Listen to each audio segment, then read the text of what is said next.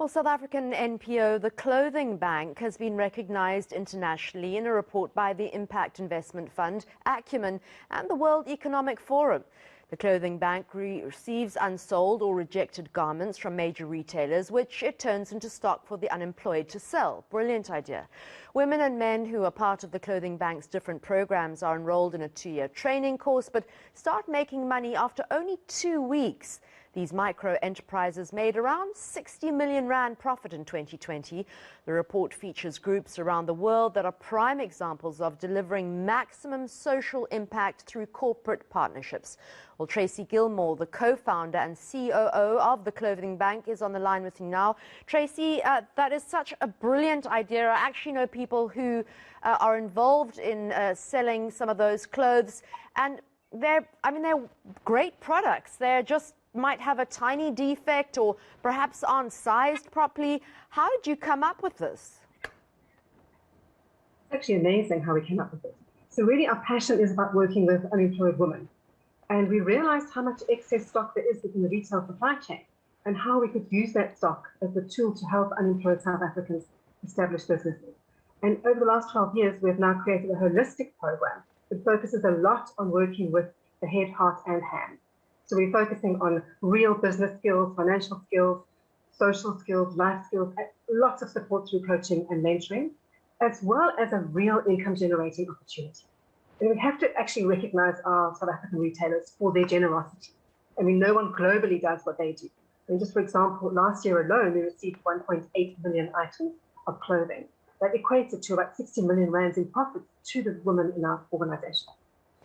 Tracey, I've bought the clothes with the labels taken out or, so that you can't see where they were originally from, whether it was Truworths or whatever. I'm just naming them for no particular reason. It's just something that came to mind first.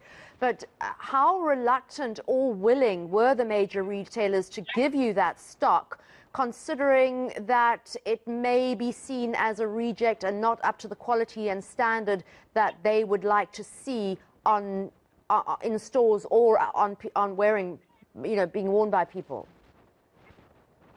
Yes, so it's a win-win situation. So basically, all of our retail partners can claim enterprise development points on their BEE scorecards. And in addition to that, we are supporting the circular economy. So this is waste that some of it would have gone to landfill, and now it is being used in a constructive way. So we're responsibly redistributing it. And I must say, the very first retailer who came on board was Woolworths. And they really are very connected to our organization. And so Mr. Price, Truworths, the Fashini Group, Clicks, you name it, they're also connected to us on a heart level. So we have a shared values with them. It's definitely a power partnership. They go the extra mile for us, and we try and do the same for them. Tracy, how can people get involved who would like to sell these clothing items on and be part of the Clothing Bank? Yes, so we have a very nice website. It's nice and detailed. There is an application process on our website as well.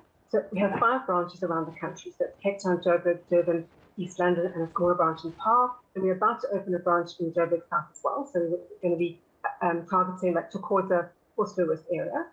So there are applications online, and all the contact details are online. So our open days tend to be the first half of the year. And please follow us on Facebook, because lots of information comes through on our social media platforms as well. Well, congratulations to you. It's a great initiative and certainly one that I support. Thank you so much, Tracey Gilmore of the Clothing Bank.